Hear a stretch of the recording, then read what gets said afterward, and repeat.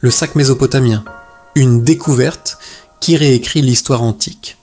Imaginez tomber sur un objet d'apparence banale, mais dont l'ancienneté défie toute logique et laisse les scientifiques perplexes. C'est exactement ce qui s'est produit lorsqu'un randonneur a découvert un artefact ressemblant étrangement au mystérieux sac sumérien, un symbole que l'on pensait n'exister que dans des gravures sans millénaires. Soudain, ce qui était purement un mythe historique pourrait être réel. Cette trouvaille ébranle les fondations mêmes de nos connaissances sur les premières civilisations. L'histoire est sur le point d'être réécrite. L'étonnante découverte. Lors d'une randonnée dans une vallée désertique isolée, loin de tout site archéologique connu, un homme en excursion est tombé sur un petit objet de forme étrange, à moitié enfoui dans le sable. Au premier abord, cela ressemblait à un morceau d'argile ordinaire ou de cuir usé, mais dès l'instant où il l'a ramassé, sa forme lui apparut étrangement familière. C'était le contour reconnaissable de ce que les spécialistes appellent le sac à main sumérien. Depuis des décennies, ces représentations de sacs figurent sur des reliefs et des gravures antiques de Mésopotamie, datant de près de 5000 ans. Ils sont généralement tenus par des dieux, des rois ou des êtres mythiques, leur fonction restant un mystère jusqu'à aujourd'hui. Voir une version physique et tridimensionnelle apparaître dans le désert à l'ère moderne a stupéfié tous ceux qui en ont entendu parler. Contrairement aux représentations sculptées, cet objet avait un poids réel, une texture et témoignait d'un savoir-faire artisanal. Les experts confirmeraient plus tard qu'il ne s'agissait absolument pas d'une reproduction moderne.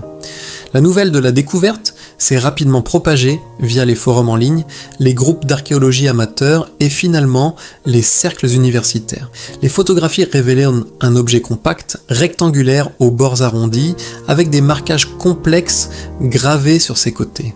Plus déroutant encore, son matériau ne correspondait à rien d'utilisé dans l'artisanat contemporain. Des scientifiques se sont précipités pour l'examiner, impatients de déterminer s'il s'agissait d'un artefact antique ou d'une astucieuse supercherie moderne. L'hypothèse initiale penchait pour une relique miraculeusement préservée. Sa ressemblance avec les gravures sumériennes était frappante. Ceux qui connaissaient les artefacts sumériens ne cessaient de le comparer aux reliefs historiques. Le même rabat supérieur, les bords à motifs, les subtils motifs géométriques. Certains plaisantaient en ligne en disant que les dieux de Mésopotamie avaient finalement envoyé un sac à travers le temps. D'autres étaient plus sérieux, notant que s'il était authentique, il pourrait nécessiter une réécriture partielle de l'histoire ancienne. Ce qui rendait la découverte encore plus fascinante était son emplacement. L'objet a été trouvé à des centaines de kilomètres des villes sumériennes connues, sans qu'aucun artefact similaire n'ait jamais été signalé dans cette région. Cela suggérait soit une route commerciale inconnue, soit une migration culturelle, soit quelque chose d'encore plus étrange, l'atteinte d'une civilisation perdue dont la portée nous est encore largement inconnue. Archéologues et historiens ont été confrontés à des questions pour lesquelles ils n'étaient pas préparés. Comment est-il arrivé là ? Qui l'a fabriqué ? Et pourquoi a-t-il survécu, quasiment intact pendant des millénaires ? Alors que les sceptiques criaient à la contrefaçon moderne, les premiers tests laissaient entrevoir le contraire. L'objet présentait des signes de vieillissement qui prennent des siècles à se développer naturellement, allant de subtils dépôts minéraux à une légère patine que l'on ne trouve que sur des artefacts exposés longuement sous terre. Plus troublant encore, l'analyse microscopique révélait des marques d'outils cohérentes avec les techniques de sculpture anciennes plutôt qu'avec les machines modernes. C'était comme si le passé s'était matérialisé dans le présent, défiant tout ce que nous pensions savoir sur les objets antiques et leur usage. En résumé, ce n'était pas une trouvaille ordinaire. Un homme, guidé par la simple curiosité, avait mis au jour un objet qui brouillait la frontière entre mythe et réalité. C'était la preuve tangible d'une chose jusqu'alors cantonnée au bas-relief. Un véritable sac sumérien, tout son mystère préservé, et ce n'était que le début.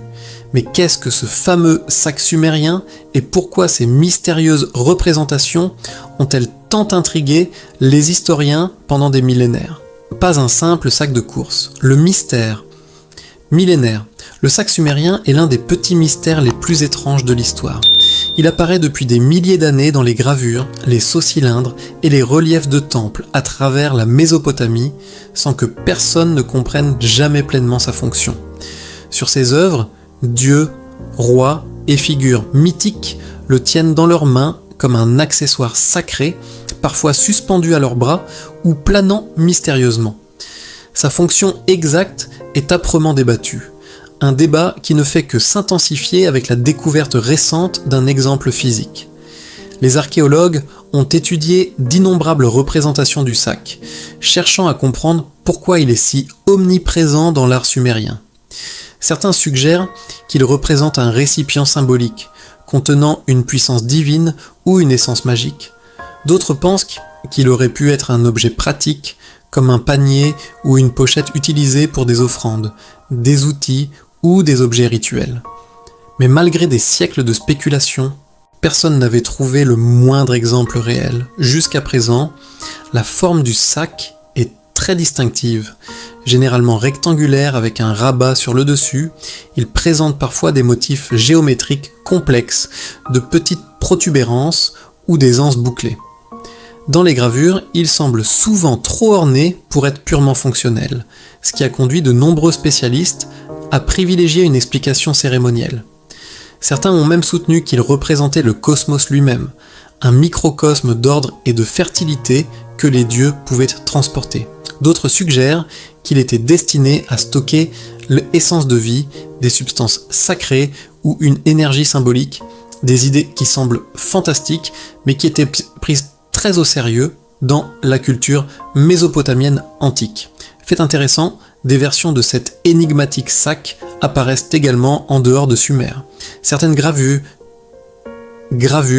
en Égypte, dans la vallée de l'Indus, et même sur des sites olmèques en Mésoamérique, montrent des objets remarquablement similaires. Que cela indique d'anciennes connexions culturelles ou une simple coïncidence, l'incertitude demeure. Cependant, cela rend la découverte de l'objet physique d'autant plus excitante. Soudain, le sac n'est plus seulement un symbole, c'est un artefact tangible qui force les chercheurs à revoir leurs hypothèses sur les premières civilisations et leur rayonnement. La nature énigmatique du sac a engendré d'innombrables théories. Il pourrait être un outil que nous n'avons pas encore identifié, un objet pratique perdu dans le temps. Certains pensent qu'il aurait pu contenir des rouleaux, des graines ou des liquides précieux. D'autres spéculent qu'il est purement symbolique, un moyen pour les artistes d'exprimer l'autorité, la faveur divine ou l'équilibre cosmique. Mais jusqu'à cette découverte récente, toutes ces idées restaient purement théoriques. Désormais, avec un objet réel en main, le monde est contraint de poser de nouvelles questions. Aurait-il pu être plus qu'un objet symbolique ou cérémoniel ? Aurait-il pu avoir une fonction pratique, voire technologique, que nous aurions négligée ? Et pourquoi apparaît-il dans des cultures bien au-delà de la Mésopotamie ? Le mystère du sac s'épaissit à chaque couche d'examen, ce qui en fait l'une des reliques les plus déroutantes de l'histoire humaine. Les scientifiques ne pouvaient pas se contenter de l'admirer, ils devaient le soumettre à des tests rigoureux.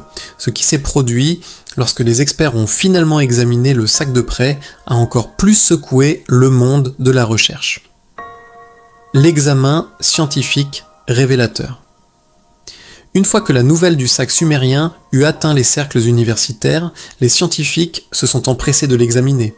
Musées, universités et chercheurs indépendants voulaient tous l'étudier de près. La première étape était l'authentification. Cet objet pouvait-il vraiment être ancien ou s'agissait-il d'une contrefaçon moderne élaborée ? À première vue, c'était plausible. Son usure et sa patine suggéraient l'âge, mais les apparences peuvent être trompeuses. Seule une analyse scientifique approfondie pouvait trancher. Les experts ont commencé par l'analyse des matériaux. À l'aide de la spectroscopie et de l'analyse microscopique, ils ont examiné la composition de la surface. Étonnamment, les matériaux du sac correspondaient à des substances utilisées dans l'ancienne Mésopotamie, notamment un mélange d'argile et de fibres organiques qu'il aurait été impossible de reproduire exactement avec les méthodes modernes. de minuscules inclusions dans le matériau, des traces minérales cohérentes avec un enfouissement dans le désert sur des millénaires suggéraient davantage l'authenticité. La datation au carbone a confirmé que certaines des fibres organiques étaient effectivement vieilles de milliers d'années, bien que l'âge exact fasse encore débat. Ensuite, l'analyse structurelle. Les scientifiques ont scanné l'objet à l'aide d'imagerie 3D et de techniques de rayons X. Les motifs sculptés sur ses côtés, vus uniquement auparavant sur des reliefs, apparaissaient en parfaite proportion, comme si les artisans avaient utilisé des outils et des techniques d'ateliers sumériens. Même l'examen microscopique des marques d'outils a révélé quelque chose de remarquable. Elles correspondaient aux méthodes de sculpture à la main antique, et non aux machines modernes. Chaque rainure, bord et indentation semblaient soigneusement travaillées, tout en portant les imperfections naturelles inhérentes aux artefacts faits à la main. Cependant, le sac n'était pas entièrement simple. Certains aspects ont déconcerté les chercheurs. Certaines fibres et traces suggéraient une exposition à des produits chimiques généralement absents de l'Antiquité, soulevant la possibilité d'une modification ou d'une contamination ultérieure. Plus troublant encore, des dépôts microscopiques semblaient résister à toute explication, comme si l'objet avait subi des processus étrangers aux connaissances archéologiques conventionnelles. Certains physiciens ont émis l'hypothèse qu'il aurait pu être intentionnellement préservé à l'aide de techniques inconnues de la science moderne. Des radiologues et des chimistes ont également étudié sa densité et son poids. Étrangement, le sac était plus lourd que prévu pour un objet de cette taille, ce qui impliquait qu'il aurait pu contenir quelque chose de dense, un liquide, un métal ou des résidus minéraux. Mais aucune trace de son contenu possible n'a subsisté, laissant les experts aux prises avec des théories. Aurait-il pu transporter des liquides sacrés, des minéraux en poudre, ou des objets symboliques pour des rituels? Ou sa simple forme était-elle plus importante que son contenu?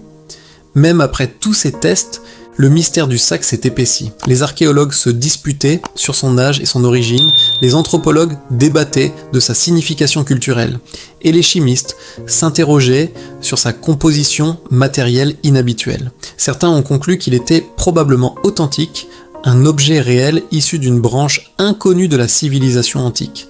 D'autres ont mis en garde, même s'il était authentique, son objectif pourrait rester à jamais une énigme. L'authenticité étant établie de manière provisoire, la question cruciale a émergé. À quoi servait réellement cet objet et pourquoi les anciens l'avaient-ils créé? Les théories sur sa fonction. Une fois que les scientifiques eurent confirmé que le sac sumérien était probablement authentique, les spéculations sur sa fonction ont explosé. Après tout, il avait survécu des milliers d'années, figurait sur des gravures de dieux et de rois et existait désormais comme un objet tangible dans le monde moderne. À quoi servait-il réellement? Les théories vont du pratique au mystique, toutes plus fascinantes les unes que les autres. Certains spécialistes penchent pour une explication mythologique. Dans la culture sumérienne, les objets avaient souvent une signification symbolique ou sacrée, et le sac pourrait ne pas faire exception. Il aurait pu être un récipient pour l'essence divine, transportant la force vitale des dieux ou des rois lors de rituels. Des textes anciens font allusion à des objets détenant un pouvoir magique ou cosmique, et ce sac pourrait en faire partie. Sa représentation fréquente, aux côtés de divinités, suggère qu'il ne s'agissait pas d'un simple accessoire anodin, mais de quelque chose doté d'autorité, de pouvoir ou d'énergie sacrée. Il y a ensuite l'angle technologique ou pratique. Le sac aurait-il pu être un outil ou un contenant utilitaire? Certains chercheurs spéculent qu'il aurait pu contenir des graines, des minéraux, des liquides cérémoniels ou même des instruments utilisés lors de rituels. Sa conception, compacte, avec un rabat sécurisé et une construction robuste, est logique pour transporter quelque chose d'important. Pourtant, il ne reste aucun résidu de contenu et sa représentation symbolique répétée dans l'art fait douter certains experts qu'il ait été purement pratique. Une interprétation symbolique est également populaire. Le sac aurait pu représenter l'ordre cosmique, la fertilité ou un microcosme de l'univers. Dans de nombreuses gravures, il apparaît aux côtés d'images agricoles, célestes ou divines, suggérant qu'il n'était pas seulement un objet, mais un concept, une icône de contrôle, d'équilibre ou de responsabilité sacrée. Certains soutiennent que les artistes antiques l'ont créé comme une métaphore. Mais maintenant, avec un exemple réel, la frontière entre métaphore et réalité s'estompe. Une autre idée fascinante est que le sac servait plusieurs objectifs à la fois. Dans les sociétés antiques, les objets avaient souvent des rôles à la fois pratiques et symboliques. Il aurait pu transporter des objets rituels tout en représentant simultanément l'autorité divine, comblant le fossé entre le matériel et le spirituel. Cette double fonction pourrait expliquer pourquoi il apparaît si souvent dans les gravures et pourquoi il a survécu dans la forme récemment découverte. Ce n'était pas seulement un contenant, c'était une déclaration. Enfin, certains chercheurs envisagent des possibilités plus spéculatives. Pourrait-il être la preuve de technologies perdues ou de connaissances oubliées ? Sa durabilité, ses matériaux inhabituels et ses gravures précises suggèrent que les peuples anciens auraient pu être capables de choses que nous sous-estimons aujourd'hui. Bien que personne ne puisse l'affirmer avec certitude, le sac nous oblige à nous demander à quel point nous connaissons réellement les premières civilisations et leur ingéniosité. Le monde derrière le sac. Pour comprendre pourquoi le sac sumérien est important, il faut d'abord plonger dans l'histoire des Sumériens eux-mêmes. Ce n'étaient pas de simples premiers agriculteurs tombant par hasard dans la civilisation. Ce sont eux qui l'ont pratiquement inventé. Vivant dans les terres fertiles entre les fleuves Tigre et Euphrate, les Sumériens ont construit certaines des premières villes du monde, codifié certaines des premières lois et lancé l'écriture, l'astronomie, les mathématiques, la religion et des systèmes commerciaux qui ont façonné toutes les civilisations ultérieures. Leur vie quotidienne était un mélange de pragmatisme et de spiritualité. La plupart des Sumériens travaillaient la terre, cultivant l'orge, les dattes et le blé, tandis que d'autres brassaient de la bière, une boisson de base plus sûre que l'eau des fleuves. Leurs maisons étaient construites en briques séchées au soleil, regroupées en quartiers le long de rues étroites. Sur les rives, des marchés animés vendaient de la poterie, des céréales, des textiles, du poisson et des marchandises importées d'aussi loin que la vallée de l'Indus. Même il y a des milliers d'années, ils faisaient déjà partie d'un vaste réseau commercial. La religion n'était pas seulement importante, elle structurait tout. Les Sumériens croyaient que les dieux marchèrent parmi eux, façonnant le destin, supervisant les récoltes et contrôlant les tempêtes. Chaque ville avait sa propre divinité protectrice, logée dans des tours de temples élaborés appelés ziggourats. Ces temples n'étaient pas de simples centres spirituels, c'étaient des centres économiques, des entrepôts, des bureaux d'enregistrement et des lieux de rassemblement social. Les prêtres jouaient des rôles à la fois de gestionnaires, de comptables, de guérisseurs et de dirigeants. Leur vision du monde mélangeait harmonieusement mythe et réalité, ce qui explique pourquoi des objets comme le sac apparaissent dans leur art avec une telle cohérence. Lorsque les dieux sumériens sont représentés portant ces objets, cela signifie que l'objet avait une importance symbolique, spirituelle ou pratique. Les Sumériens ne dessinaient pas au hasard, tout avait un sens. L'une des choses les plus remarquables de la culture sumérienne était leur obsession d'enregistrer le savoir. Ils ont inventé l'écriture cunéiforme, pressant des marques en forme de coins sur des tablettes d'argile. Sur ces tablettes, ils écrivaient tout, reçus, commerciaux, poèmes, hymnes, remèdes médicaux, leçons scolaires et la plus ancienne épopée que nous connaissions, l'épopée de Gilgamesh. Leur écriture était si détaillée que les chercheurs modernes peuvent reconstituer la vie quotidienne d'il y a des milliers d'années comme s'ils feuilletaient un journal intime antique. Même socialement, ils étaient complexes. Des rois dirigèrent des cités-États, mais en dessous existaient des nobles, des prêtres, des marchands, des artisans et des ouvriers. Les femmes avaient plus de droits que dans de nombreuses sociétés ultérieures.